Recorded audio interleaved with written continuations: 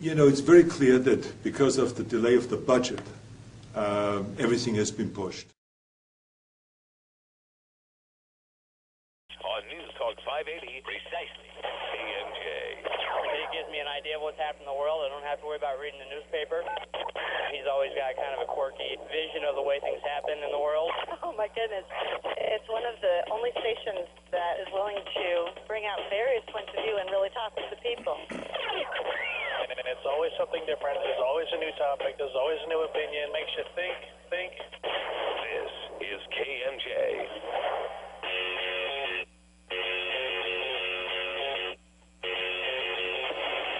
Here comes a gentleman you have heard before on the program.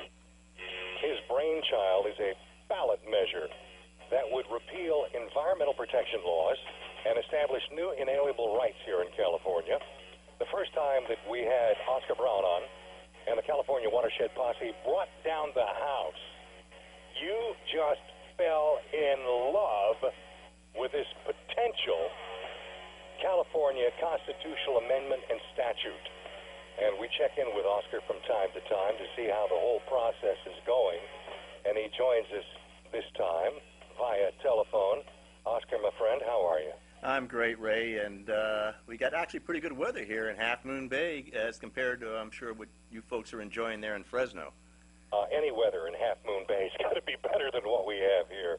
Oh, I don't know about that. I enjoy the heat, and I have great fondness for the years I lived out in Lodi, and had quite a few great memories in working in the San Joaquin, Sacramento Valley. So, listen, I notice you've changed the name here. This is now called what? The California Bill of Rights Initiative? I did. It is the California Bill of Rights, and folks can still find the site, of course, at waterforfighting.org, which is the name of our political action committee. And but now, if starting probably tomorrow, if not late this afternoon, if they go to CA.billofrights.com or .org, they'll arrive at the same place. Why did you change the title? Well, it's been I tell you, it's really been frustrating these last couple of months in trying to explain to folks just exactly what it is this bill does.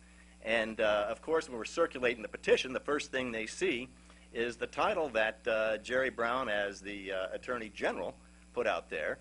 And it reads literally, this is the title, Ray. Excuse me, let me pull out the wrong thing. The title is Repeals Environmental Protection Laws and Establishes New Inalienable Rights, Initiative, Constitutional Amendment, and Statute. Now, by the time people get done reading that, they're glazed over. And they're not really listening when I'm saying, well, that's just the title and summary as the Jerry Brown sees it. And it's not really, what this is all about. So after literally thousands of interviews that we've done while we're getting signatures, it occurred to me, that this is a California Bill of Rights. And of course, one of the laws that the environmental protection laws, as Jerry Brown calls it, that's going to be repealed is the California Environmental Bill of Rights, which is also known as CEQA, as many of your listeners have come to find out from my previous visits. So that's why we changed it. So the California Bill of Rights expands our unalienable rights to life, liberty, and pursuit of happiness, cited it in the Declaration of Independence. So I've kind of just updated it, and what I've done is I've added expanded the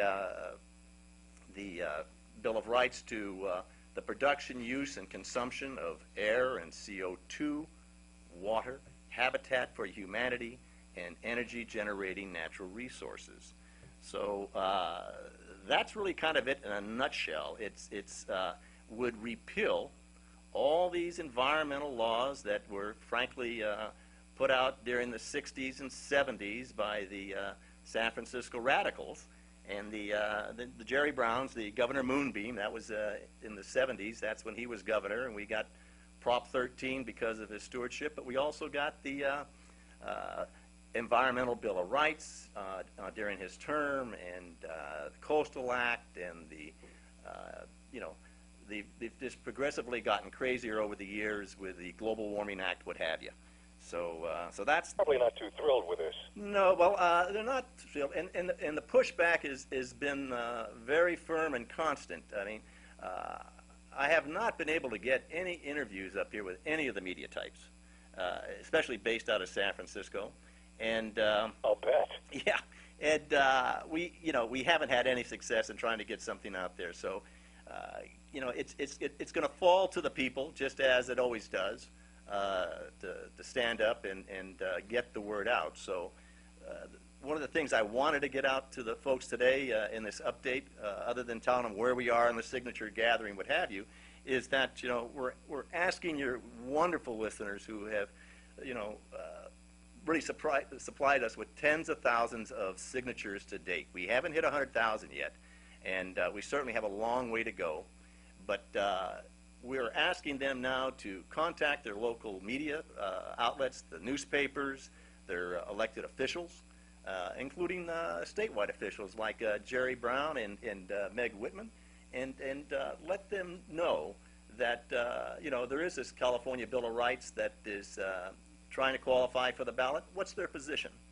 And also, Joe has just handed me, Joe Shaughnessy's here with me, of course, and he's just handed me a list of organizations throughout the state that supported the 2010 water bond bill that the governor and the assembly now is making every effort to pull from our November election. So we have a lot of folks on there that I recognize, and of course, including the California Latinos Water Coalition, that I feel have been betrayed. So, we want these various stakeholder organizations to take a look at us, and frankly, we need their support. We need them to make their constituents know that this is something that is available for the people. We can literally gain independence here in California. When I say independence, I'm talking about, specifically total control of our water and natural resources. Unleash the environmental controls, the Endangered Species Act, the decades of litigation that are preventing us from moving forward as a state, and literally killing our farmers, driving up unemployment, and destroying the life that we all had, that I grew up in back in the 50s and 60s. I just made a note to myself while I'm waiting to come on this afternoon, and is that I want the type of the freedom that this state had under the administration of Edmund Pat Brown, Jerry Brown's father, Right. who was, in my opinion, the greatest governor of the 20th century that California had, because he accomplished 47 projects, water projects, during his 8 years term, and there has not been any water projects that's moved forward since 1968. So it's just, we were the golden state in that era, and during the era of the 70s, and where the radical left has taken over the state assembly, what have you, we've gone to hell in a handbasket, and we've put the environment and nature above our human rights. Oh, you look at, it's funny you bring that up. You look at Governor Pat Brown, and you look at Governor Jerry Brown, father and son. What happened? Because they're absolutely not alike at all. Well, no, the apple fell off the tree and rolled down the hill or into the stream or something like that. But that gene pool got wrecked somehow, some way. Pat Brown was one of the finest attorney generals, of course, that we had prior to becoming governor. And again, I grew up my parents were Democrats. Everybody in my family were Democrats. Roosevelt Democrats. Yeah, it was a different Democrat. It was a different Democrat. Yeah, I don't think that the Democrats that we had in the 50s and the 60s would certainly be recognizable. And of course, Governor Reagan had formerly been a Democrat, but switched party when the left started taking over, what have you. Well, his famous line is, "I didn't leave the party left me." That's correct. That's